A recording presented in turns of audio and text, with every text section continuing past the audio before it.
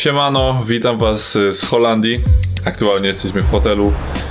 Przyleciałem właśnie do Holandii. Nie nagrywałem lotniska i tak dalej, bo szczerze powiedziawszy raz, że mi się nie chciało, bo wstałem chyba o 4 w nocy i nie myślałem o tym, żeby nagrywać. Później miałem kamerę w torbie, którą trudno mi było otworzyć.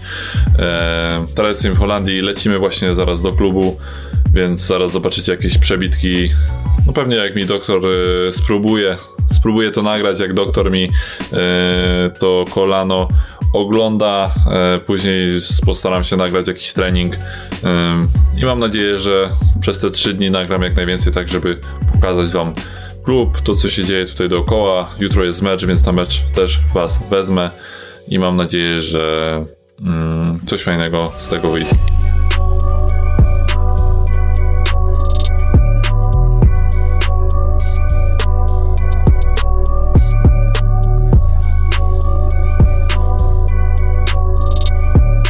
Ciekawostka, w szatni wisi mój plakat. Mam obiecane, dopóki fizjo będzie tutaj pracował, ten plakat tu będzie wisiał. Bo kupiłem te stoliki. Jak robili remont w klubie, to brakowało tu stolików. Powiedziałem, że kupię z własnej kieszeni, jeśli powieszą mój plakat tutaj w tym rogu. No i jest, więc wiszę w szatni. To urządzenie, które widzicie tutaj, to jest Game Ready, tak jak ja mam w domu. Tylko taki większy, mam 2 stanowisko. Tutaj po treningu zawsze siedzę i chłodzę kolano, czy to co tam mnie gdzieś boli. No to można też chłodzić i można też grzać, więc ma podwójną wersję. Myślę, że w profesjonalnych klubach jest to praktycznie wszędzie. Can be maybe a little bit more now because I did training on the bike. There's nothing in. Yeah? It's nothing in? So it's good. If you have pain, let me know. Oh, I don't have pain. It's good. It's still there? Can you give some tension? Okay, perfect. They measure it. Yeah. I think it's 1 centimeter still. It's painful in front or not? You can feel it then. It took it out. It's different, huh? Yeah. Do you feel that or not? I feel only sometimes when I have this kind of range of motion, Yeah. and I go from this, like from here. Yeah. It's not, but when I here, Yeah, from deep angles? yeah. No, it looks very good. I'm happy. Because it's not even 4 months. I stream half. Yeah. I think it was, what is it, 12 of December? 14? 12, 13, 14? 12, huh? They told me like we could rush a little bit, but I said there is no sense to do it. No. But also, you will not let me play faster than 9 months, right? Yeah, so this is what I said, because they were like, yeah, maybe we can, because they try to balance on the limit, you know? Yeah. And Yeah, it's you going can. good. Huh? You can. But It's going, But it's your second time, huh? yeah, that's the thing. Yeah. And they told me, yeah, maybe we can do it in 7 months. And I said, guys, look, it's my second time. When I come back, it's my last year of the season. Yeah. I don't want to do it. Yeah. So they were like, okay, we have time. Jak widzieliście, doktor mi sprawdzał kolano, udało się to nagrać. Później tam jakieś przebitki pewnie z treningu widzieliście. Zmęczony dzisiaj jestem, bo o 4 musiałem wstać na lot i będę odsypiał. Też to, że doktor i wszyscy w sumie powiedzieli, że super to kolano wygląda. No, daje mi taką ulgę też trochę mentalną, że dobrą robotę z chłopakami robimy do tej pory i mam nadzieję, że tak zostanie. Czego nie zdążyłem nagrać, no bo nie chciałem nagrywać, no bo chłopaki mieli trening i tak dalej. No miałem różne testy, też była pani dietetyk, sprawdziła mi tkankę. Tkanki mam 10,2 bodajże. Tkanka wzrosła tam chyba o 0,4%, coś takiego. W stosunku do tego, jak gram u nas w klubie, jest zasada, że tkanki tłuszczowej możesz mieć między 8 a 12, więc po prostu w tej skali jestem, nawet jak jestem kontuzjowany. Później miałem też takie testy z trenerem od przygotowania motorycznego na 2. Podobne coś, jak widzieliście w odcinku właśnie z tymi force plate'ami u mnie na kanale. Bo praktycznie to było na tych samych force plate'ach, tylko że innej marki. Po prostu chcieli porównać porównać moje dwójki i co ciekawe, moja zdrowa dwójka jest lepsza o chyba 13% niż była przed kontuzją, co jest super wynikiem. No i miałem to, też fizjoterapeuta badał, no i później właśnie doktor, którego widzieliście. Myślę, że to jest ciekawa wizyta. Nic, wracam do hotelu, nie wiem czy dzisiaj jest jakiś mecz, pewnie idę się przespać, może pooglądam jakiś film, czapka mi spadnie, bo dopiero jest godzina 18, więc może jeszcze coś dogram, ale jak na razie pierwszy dzień wyjazdu z Holandii jest za mną. Witam Was w kolejnym dniu w Holandii. Dzisiaj jest mecz. Wczoraj nagrywałem już nic, bo mi czapka spadła. Idziemy jeszcze chwilkę coś zjeść, później idę na trening przed meczem a to jest samochód, którym jeżdżę. Ten. Takim sobie jeżdżę. Dostałem od klubu elektryka na te 3 dni. I to jest drugi raz, kiedy jeżdżę tym elektrykiem i drugi raz mam to samo wrażenie. Nie wiem, czy ktoś z Was jeździł kiedyś elektrykiem, ale mam wrażenie, jakbym jeździł jakąś zabawką. Nie wiem, to jest tak dziwne uczucie, ale jestem pozytywnie jakby nastawiony do tego. Mógłbym mieć elektryka, takiego full elektryka. Pewnie zaraz tu się zrobi zlot samochodziarzy, że samochody tylko spalinowe, żadne elektryki, ale ogólnie bardzo spoko się tym jeździ. Wiele osób pewnie zastanawia się, jak wygląda Heerenveen, więc zabiorę Was w przejażdżkę po centrum. Tak naprawdę no nie jest to duże miasto. Może jakieś przebitki zrobię później, ale no to miasto jest dosyć małe, bardzo małe.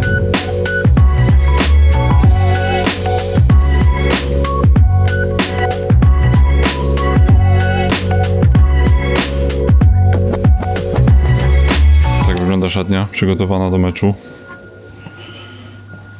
Chłopaki przygotowani.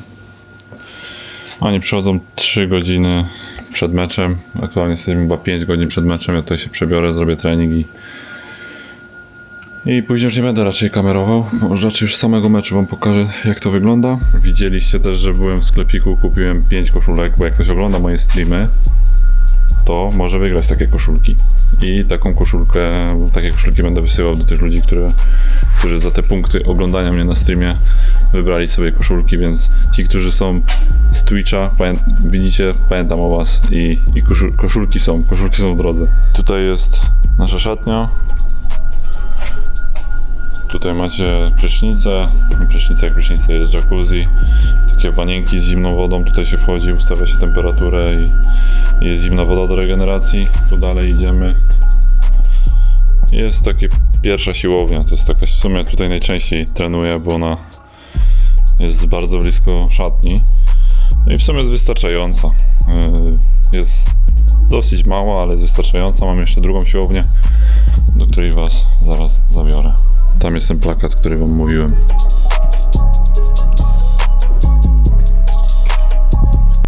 Tutaj macie tunel, gdzie się wychodzi na boisko. Tutaj zawsze przed meczem stoimy. Jest pokazana właśnie transmisja z meczu, kiedy mamy wyjść. No i tu już wychodzimy na boisko. Dzisiaj jest mecz, więc murawka jest przygotowana. Właśnie tam jest pan, który jeszcze przygotowuje murawę. Jeśli chodzi o naszą murawę, jeśli w lidze, no to mamy jedną z lepszych. Stadion też jest bardzo ładny. Bardzo lubię na nim grać. 27 000 miejsc. Podobną liczbę ludzi ma miasto. Jak jest mecz, to w mieście nikogo nie ma. I tam właśnie jest druga siłownia, do której zmierzamy. Pokażę Wam ją i dlaczego tam nie chodzimy za często, bo człowiek jest leniwy po prostu i mu się nie chce tam chodzić zazwyczaj. Ale pokażę Wam, jak ona wygląda, bo jest też dosyć ciekawa. Może jest troszkę starsza, nie jest tak nowa jak tamta, ale jest ciekawa. No, idziemy takim tunelem.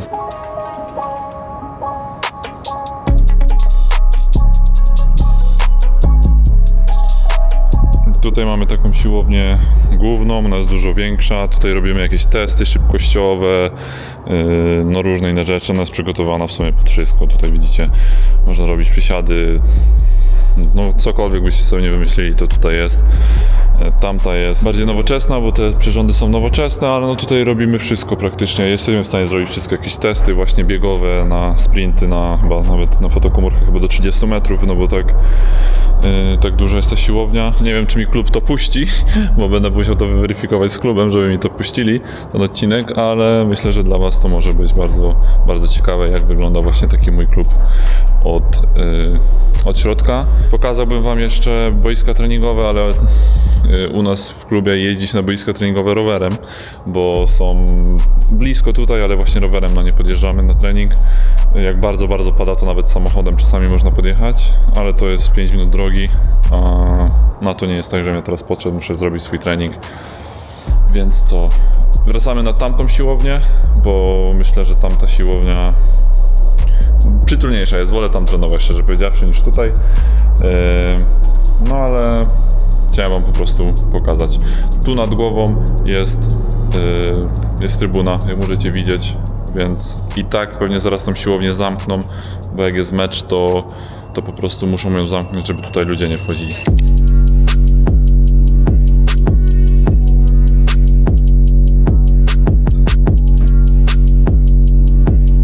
Hey, my friend! Give me a hug, we got tomorrow. Very glad that I see my big friend from Poland back in Heerenveen. This guy is the legend of the club. 34 years here. That's true. 34 years. 34 years. This guy, he scored the goal against Barcelona. Yes, a header. With the head. And also you can see it on YouTube. I will show them. I will show them. Wilco Helinga. Bueno, y el 4-3.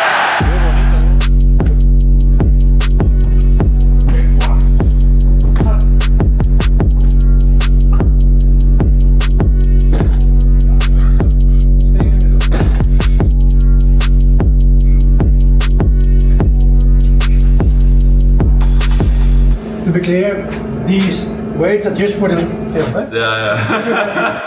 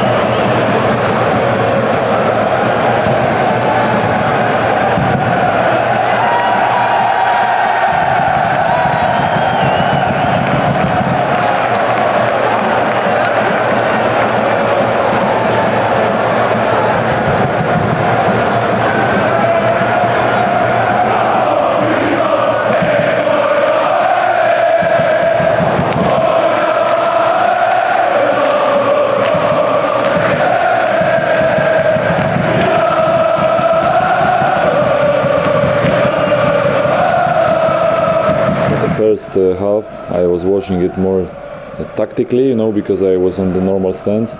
But second half I joined the guys from the New North. I didn't watch so good because you cannot see the game properly there. But I supported the team in a different way, but I really enjoyed it.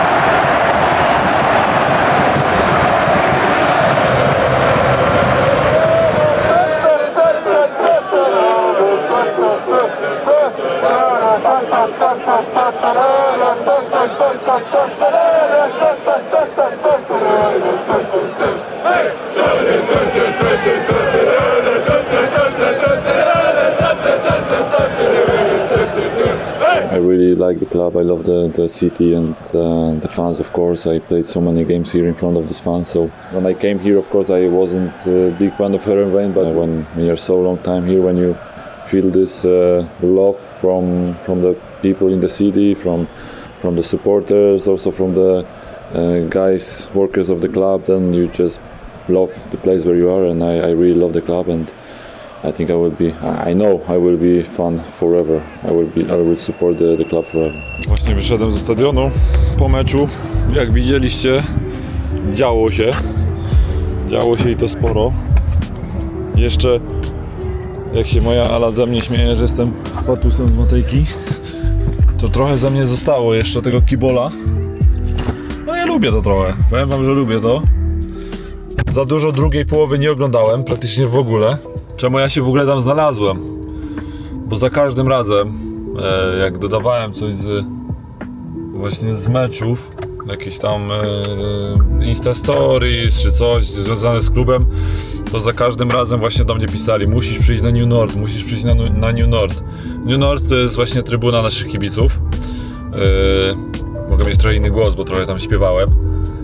No i mnie tam zaprosili, no i dałem im słowo, że jak będę następnym razem w Heerenveen, będę oglądał mecz, to po prostu tam do nich pójdę, no i poszedłem. Więc no było spoko, no. Ja za młodego chłopaka, jak byłem bardzo młodym chłopakiem, to no dalej jestem kibicem Wisłoki Dębica i chodziłem do Młyna. Nie powiem, że nie, chodziłem do Młyna, więc trochę mi się przypomniały te lata dziecięce, młodzieńcze, gdzie stałem w tym Młynie i tam śpiewałem. Był to intensywny dzień, pełen emocji. Fajnie, wygraliśmy 3-1. No nie mogłem za bardzo wspierać chłopaków na boisku, to jedyne co mogłem zrobić, to właśnie sprawdzić w taki sposób. Bardzo często właśnie ludzie mi zadają pytanie, czemu ja tyle czasu tutaj siedzę? I oczywiście nie będę tutaj opowiadał bajek, że gdybym dostał super ofertę, to bym nigdy w życiu stąd nie poszedł i to, że 2 razy zerwałem krzyżowe wiązadła, to bardzo dużo jakby pokrzyżowało moje plany jakieś transferowe, ale też miałem okazję, gdzie mogłem na przykład były momenty, w których mogłem gdzieś tam przypuszować, żeby odejść, albo po prostu też odejść za darmo, bo był taki moment, kiedy przedłużyłem kontrakt. Ale ja się tu po prostu czuję dobrze. Czuję się tutaj doceniany, czuję się tutaj lubiany. To samo może powiedzieć moja żona, która też bardzo jakby duży wpływ ma na moje wybory. Myślę, że ludzie, którzy się zastanawiają, dlaczego tutaj jestem tyle czasu po tym odcinku, mogą stwierdzić, że okej, widzimy, dlaczego Paweł tam lubi być. Widzimy, czemu Paweł tam lubi grać i co to jest za miejsce, bo miejsce naprawdę jest wyjątkowe. Klub jest wyjątkowy, mimo że nie jest duży, nie jest jakiś ogromny, jeśli chodzi o skalę europejską, to naprawdę jest to super miejsce do grania w piłkę i do życia. Holandia, jeśli chodzi o życie, no jest to miejsce na ziemi, gdzie mógłbym spokojnie mieszkać po karierze. Ja wolałbym na przykład mieszkać w Holandii na stałe niż w Hiszpanii czy we Włoszech, o których wszyscy tak właśnie marzą. Oczywiście, jeśli masz nielimitowany budżet i sobie leżysz na plaży, no to okej. Ale jeśli po prostu musisz normalnie żyć, to Holandia jest naprawdę super miejscem. Fryzja, czyli ten region tutaj, gdzie jestem, jest super miejscem. Po prostu ja się tu czuję dobrze. Ostatni dzień. Właśnie wychodzimy z hotelu. Teraz nagrywam telefonem, nie wiem jak to będzie wyglądać. Jedziemy na stadion, jakiś szybki trening, góry, cardio, coś porobimy. Będziemy jechać na lotnisko.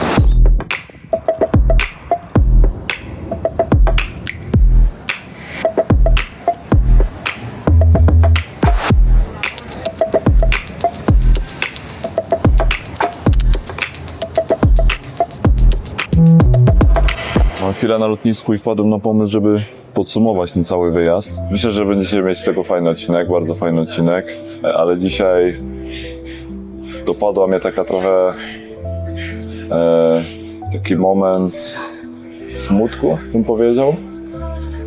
Jeśli właśnie zastanawiacie, jakie są ciężkie momenty podczas takiej długiej kontuzji piłkarza, to jest właśnie wczoraj miałem taki ciężki moment w sumie, bo i dzisiaj, w momencie kiedy ja byłem tam w szatni, no i wszyscy chłopaki już poszli, ja jeszcze czekałem chyba z godzinę, zanim kierowca przyjechał, żeby mnie zawieźć na lotnisko.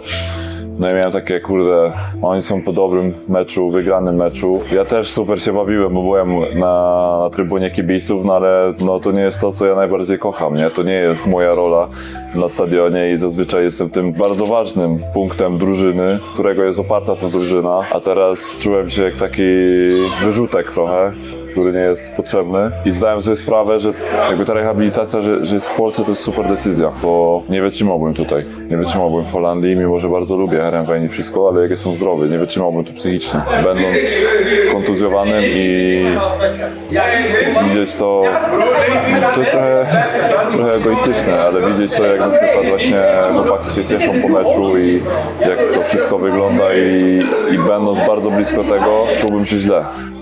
Na pewno to by źle wpłynęło na moją rehabilitację. I mimo że klub jest cudownym miejscem, mam, wiecie, wsparcie od wszystkich i to po prostu wolę chyba być, znaczy na pewno wolę być w Poznaniu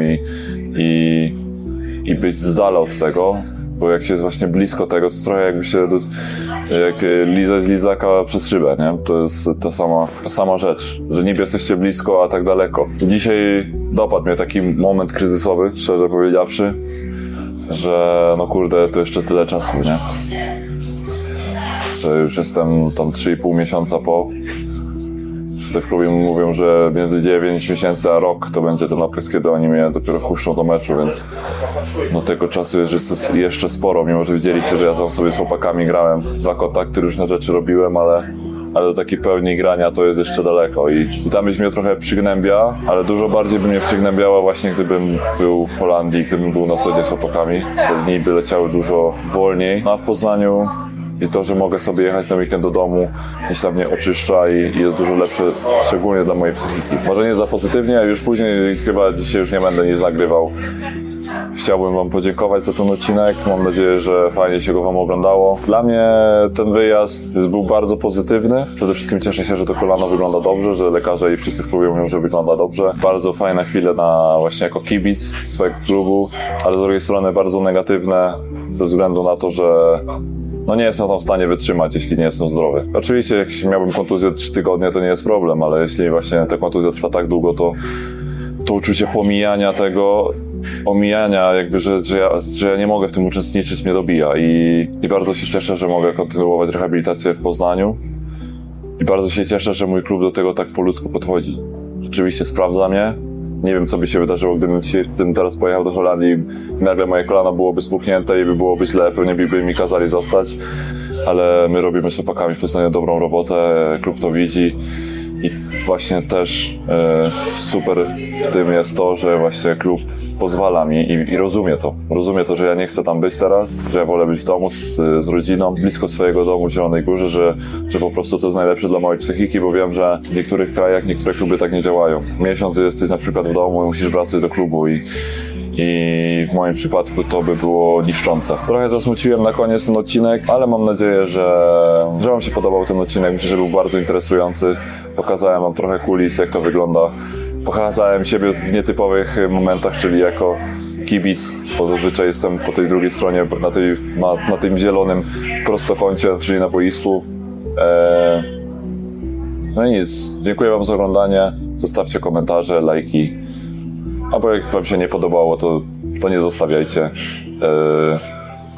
Ale mam nadzieję, że było wszystko git. Dzięki. Cześć.